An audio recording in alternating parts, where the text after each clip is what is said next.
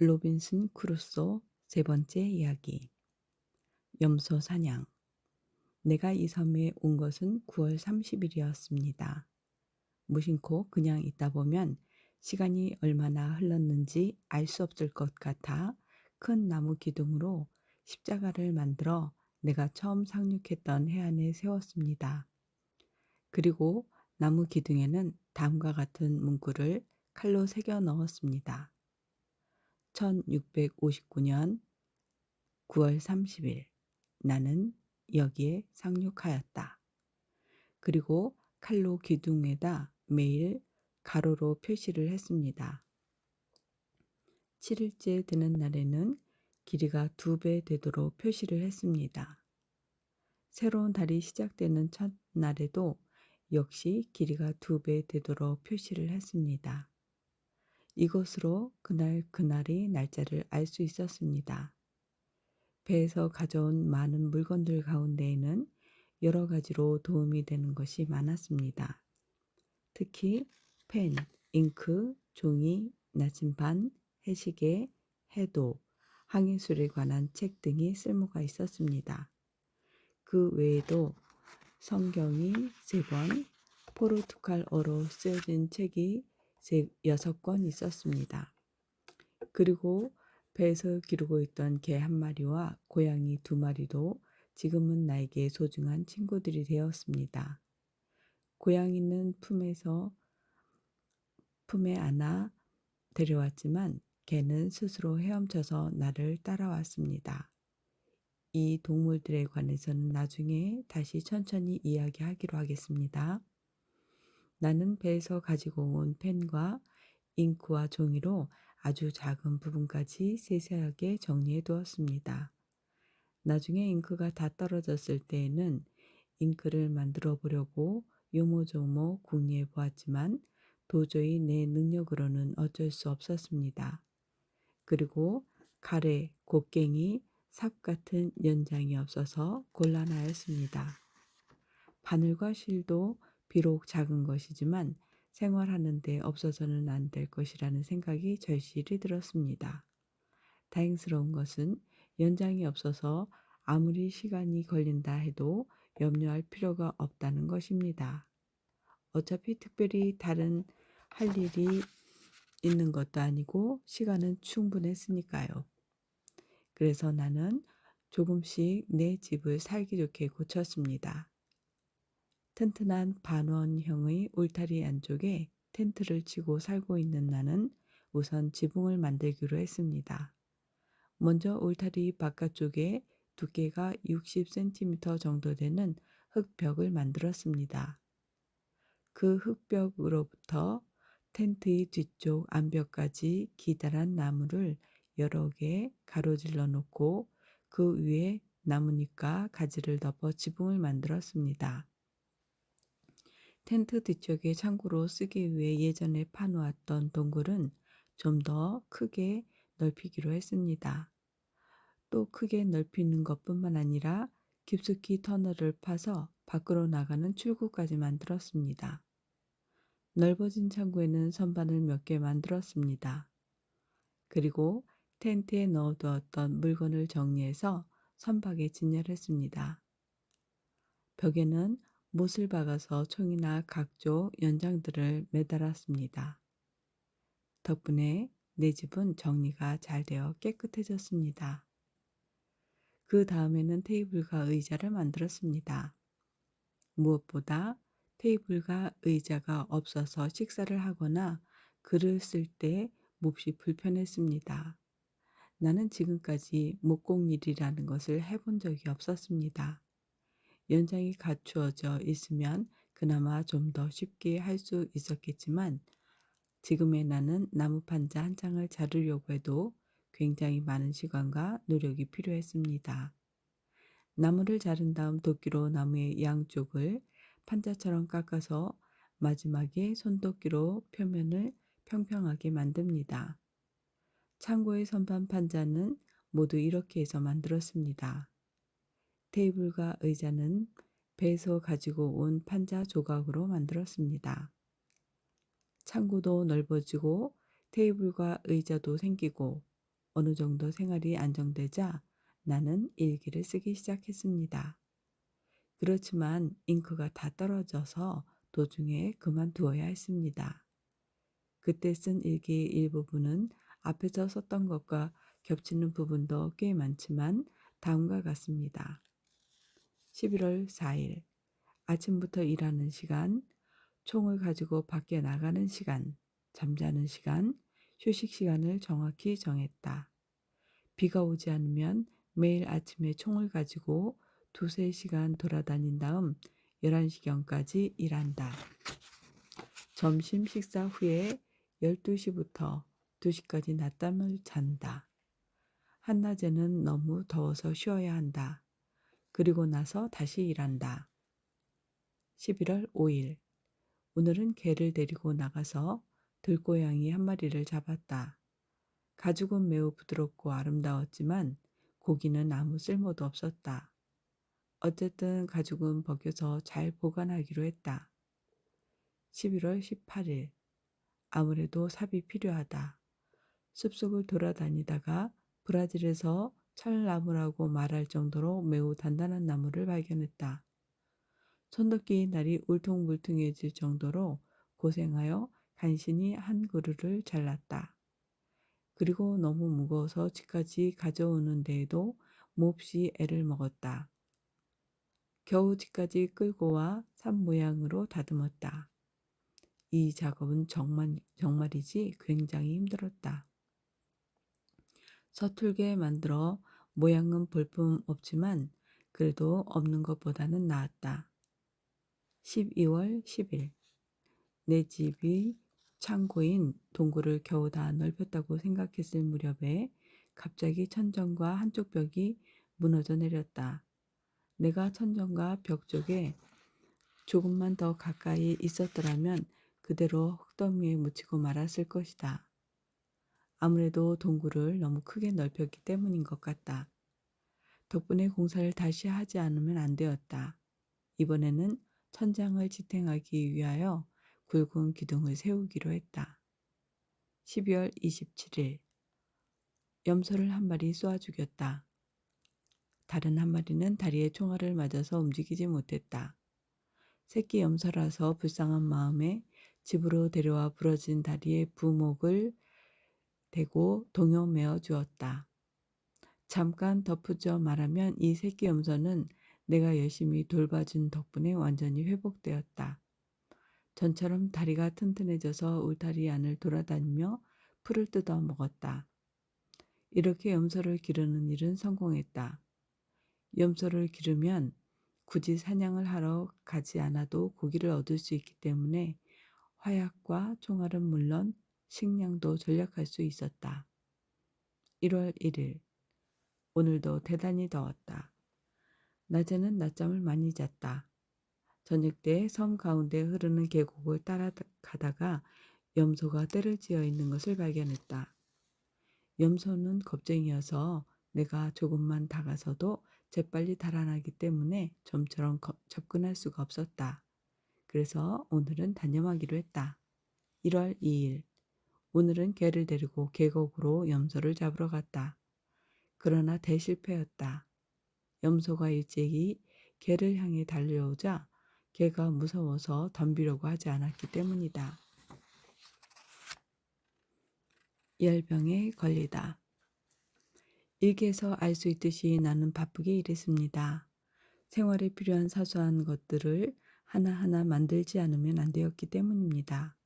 예를 들면 램프가 그렇습니다.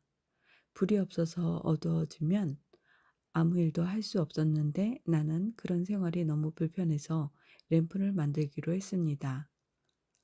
죽은 염소에서 짜낸 기름을 진흙으로 만든 작은 접시에 담은 다음 삼배실로 심지를 꽂아서 불을 붙였더니 그럭저럭 쓸만한 램프가 되었습니다. 어느 날 창고에 두었던 여러 가지 물건들을 뒤지다가 작은 주머니를 발견했습니다. 그 주머니에는 곡식이 들어 있었지만 쥐가 벌써 다 먹어치우고 곡식 부스러기와 먼지밖에 없었습니다. 그래서 나는 주머니나 쓰려고 아무 생각 없이 안에 있던 곡식 부스러기와 먼지를 바깥에 털어버렸습니다. 그런데 한 달쯤 지나자 땅에서 푸른 싹이 돋는 것이 아니겠습니까? 그 싹은 점점 자라더니 줄기가 뻗고 드디어 이삭이 나왔습니다. 아, 이것은 보리 이삭이잖아. 영국에서 나는 것과 똑같은 거야. 나는 너무 기뻐 큰 소리로 외쳤습니다. 하나님께서 나를 무인도에서 굶어 죽지 않게 하려고 도와주신 것일 거야. 그렇게 생각하니 갑자기 큰 희망이 솟는 것 같았습니다. 6월 말이 되어 보리 이삭이 여물었을 때 나는 조금밖에 안 되는 보리지만 거두어 잘 보관했습니다. 다시 한번 그것을 심어서 양을 늘리고 싶었기 때문입니다. 빵을 만들 수 있을 정도로 많은 양을 수확하게 된 것은 그로부터 4년 후의 일입니다. 보리 이외에 벼이삭도 자라고 있었는데 이것도 주머니에 들어있던 곡식 부스러기와 함께 버려졌던 것입니다. 물론 벼이삭도 잘 보관해서 늘릴 계획을 세웠습니다. 자, 여기서 다시 한번 일기로 돌아가야겠습니다. 5월 1일 아침에 해안 쪽을 바라보자 놀랍게도 내가 타고 있던 배가 해안으로 밀려와 있었다. 전에는 헤엄을 쳐서 갔었는데 이제는 걸어서도 갈 수 있을 정도로 가까이 있었다. 배는 전보다 더 부서져 있어서 부서진 나무 조각들을 가능한 한 많이 가져오기로 했다. 6월 15일 오늘까지 거의 하루도 빠짐없이 배에 가서 여기저기를 부숴 쓸만한 판자와 금속 도구를 가져왔다.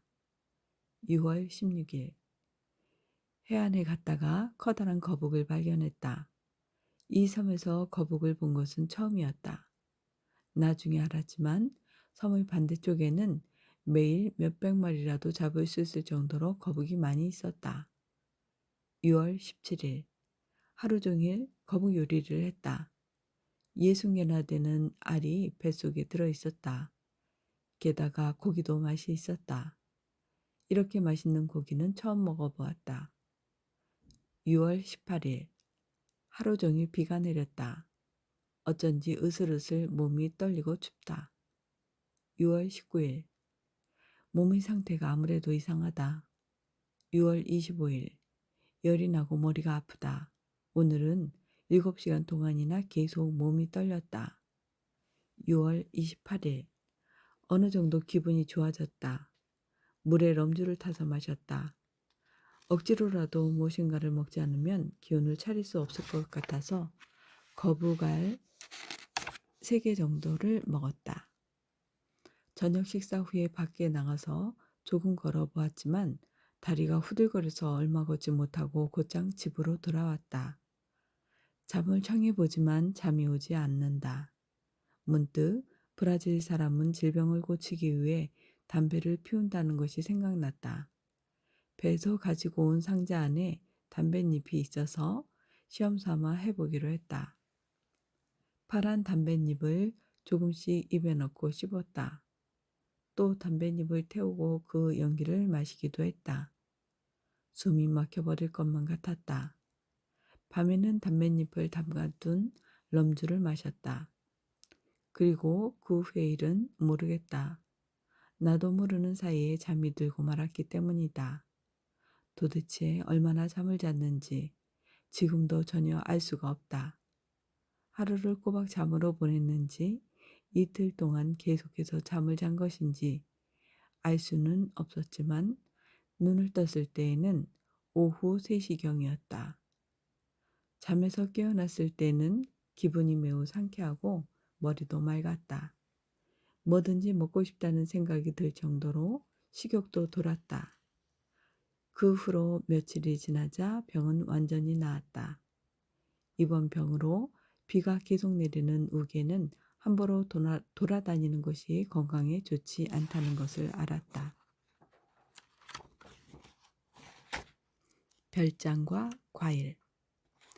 이 섬에서 생활한 지 벌써 10개월 정도 지났습니다. 구조가 될 가능성은 이제 전혀 없는 것 같았습니다. 지금까지 사람이 이 섬에 온 적이 한 번도 없었습니다. 이곳은 도대체 어떤 섬일까? 먹을 수 있는 동물이나 식물이 있을까? 한번 조사해 보자. 그렇게 생각한 나는 7월 15일부터 섬을 탐험하기 시작했습니다. 우선 전에 물건을 옮길 때 뗏목을 댔던 흠해진 곳에서부터 섬 안쪽으로 거슬러 올라가 보았습니다. 3km 정도 거슬러 올라가자 그곳에서부터 깨끗한 작은 냇물이 흐르고 있었는데 냇물가에는 초원이 펼쳐져 있었습니다. 경사진 곳에는 담배가 많이 자라고 있었습니다. 그날은 그 주변을 돌아다니다가 집으로 돌아왔습니다. 다음 날은 어제 보았던 냇가를 따라 좀 더 깊이 들어가 보았습니다. 그러자 냇물도 초원도 사라지고 숲이 점점 울창해졌습니다. 과일이 달려있는 나무도 눈에 띄었습니다. 아, 멜론이잖아. 나는 여기저기 땅에 떨어져 있는 멜론을 발견하고 기뻐서 소리 질렀습니다. 이야, 탐스러운 포도다. 주변에는 포도나무가 빽빽하게 자라고 있고 나무마다 맛있게 생긴 포도송이가 주렁주렁 매달려 있었습니다. 나는 얼른 포도나무로 달려가서 포도를 따먹었습니다. 그래, 좋은 방법이 있어. 이 포도를 말리면 달콤한 건포도가 될 거야.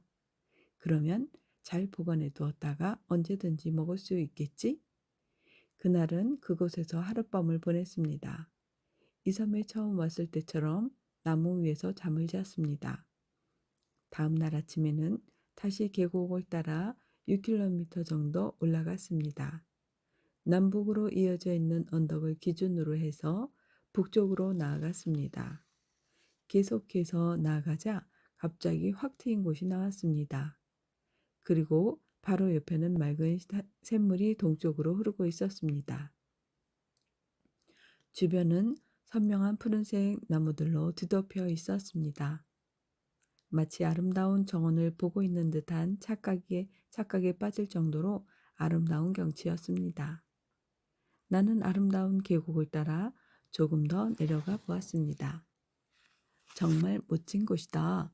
마치 어느 나라 왕의 정원 같잖아. 그래, 이곳은 어느 누구의 것도 아니야. 모두 내 것이야. 내가 이 땅의 주인이야. 그렇게 생각하자 나는 몹시 기뻤습니다. 그곳에는 야자나무가 많이 있었습니다. 그 밖에 오렌지와 레몬도 있었습니다. 레몬과 매우 비슷한 시트론 나무도 있었습니다. 레몬 열매를 한 개 따서 먹어보았더니 정말 맛있었습니다. 나중에 레몬즙을 짜서 물에 넣어 맛있는 음료수를 만들어 먹기도 했습니다. 이제 곧 우기가 될 테니 이 과일들을 집으로 가지고 가야지. 나는 혼자 중얼거리며 과일을 운반하기 위한 사전 작업으로 일단 과일을 한 곳에 모아두고 집으로 돌아갔습니다. 그 다음 날 자루를 가지고 다시 그곳으로 갔습니다. 포도는 자루에 넣어서 옮기면 찌그러질 염려가 있었기 때문에 그 근처의 나뭇가지에 매달아 햇볕에 말리기로 했습니다. 저 과일 나무들이 많이 있는 계곡 쪽에서 사는 게 바닷가 언덕보다 훨씬 좋을 것 같아. 그곳에 안전한 거처를 만들어 이사를 하면 어떨까? 나는 집으로 돌아와 계곡을 생각하며 망설였습니다. 하지만 그곳으로 이사를 하면 해안에서 너무 멀어지게 돼. 그렇게 되면 이 성 근처로 배가 지나가도 알 수가 없어. 혹시라도 나처럼 이 섬에 사람이 떠밀려 오더라도 발견하지 못하겠지? 거기까지 생각이 미치자 이사하는 것은 그만두기로 했습니다. 그 대신 계곡에 작은 오두막을 짓기로 했습니다. 물론 둘레에는 내 손이 겨우 닿을 정도의 높이로 울타리를 두 겹으로 쳤습니다. 이렇게 해서 나에게는 별장이 생겼습니다. 이 공사는 7월부터 8월 초까지 진행되었습니다. 공사가 끝날 무렵에는 나뭇가지에 매달아 두었던 포도가 아주 잘 말라 있었습니다. 말린 포도는 큰 다발로 200개가 넘었습니다. 다행히 건포도를 창고에 옮긴 뒤부터 비가 내리기 시작했습니다. 이 비를 시작으로 거의 매일같이 비가 내렸습니다. 비는 10월 중순까지 계속 내렸습니다. 비가 너무 많이 내릴 때는 4, 5일 동안 동굴 속에서 한 발자국도 나가지 못했습니다. 그러는 동안 또다시 9월 30일이 되었습니다. 바로 1년 전 내가 이 무인도로 떠밀려 왔던 그날이었습니다. 1주년을 기념하여 나는 단식을 했습니다. 이 무렵 잉크가 점점 줄어들어서 그다지 중요하지 않은 일은 쓰지 않고 중요한 일만 쓰기로 했습니다. 2달쯤 계속된 우기가 끝나자 그 다음부터는 매일 햇볕이 쨍쨍 내리쬐었습니다. 이 섬에는 비가 계속 내리는 계절과 햇빛이 계속 내리쬐는 계절이 규칙적으로 있는 것 같아 나는 날씨 생각을 하다가 문득 전에 수확해 두었던 씨앗을 기억해냈습니다. 그래, 보리와 벼를 지금쯤 뿌리면 되겠군. 나는 그 즉시 나무로 만든 삽으로 땅을 파고 보리와 벼를 따로따로 뿌렸습니다. 만약에 싹이 나지 않으면 큰일이야. 게다가 씨를 뿌리는 시기가 맞는지 안 맞는지 알 수가 없으니 다 뿌리지 말고 조금 남겨놓아야겠어. 씨앗을 남겨둔 것은 아주 잘한 일이었습니다. 씨를 뿌린 후 넉 달 동안 비가 내리지 않고 계속 뜨거운 햇빛이 내리쬐어 싹이 나지 않았던 것입니다. 그렇지만 우기가 되자 싹이 나왔습니다. 처음 해본 파종이 실패했다고 생각한 나는 남겨두었던 씨앗을 별장 근처의 땅에 뿌렸습니다. 다행히도 그곳에 뿌린 씨앗들은 얼마 후에 싹이 더 튼튼하게 성장해 갔습니다. 그 후 매년 파종을 하다 보니 나도 모르는 사이에 능숙해져서 점점 더 많은 수확을 하게 되었습니다. 게다가 이 섬에는 1년에 우기가 2번 오기 때문에 2번 파종을 하고 수확도 2번 할 수 있었습니다. 비를 맞고 심한 열병에 걸려 고생했던 적이 있는 나는 우기가 시작되면 될 수 있는 한 집안에서 생활했습니다. 이렇게 계속 늘어나는 보리와 쌀을 넣어 둘 무언가가 필요해 자루가 있으면 좋겠는데 그래 바구니를 만들어야겠다. 그래서 버드나무와 비슷한 나뭇가지를 잘라서 여러 크기의 바구니를 만들었습니다. 어렸을 때 집 근처에 있는 바구니 가게에서 점원을 도와주며 바구니 만드는 것을 관찰한 적이 있었는데 그때의 일이 바구니를 만드는 데 상당히 도움이 되었습니다. 끝입니다.